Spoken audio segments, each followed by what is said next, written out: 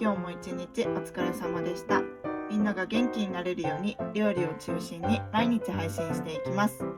いつかキッチン付きの整体院をという目に向かってこれからも頑張っていきます。私の習っている弱押し整体では自分を整えて世界を元気にする仲間を募集中です。もし応援してくださるという方はチャンネル登録、グッドボタン、コメントなどよろしくお願いします。それではまた明日です。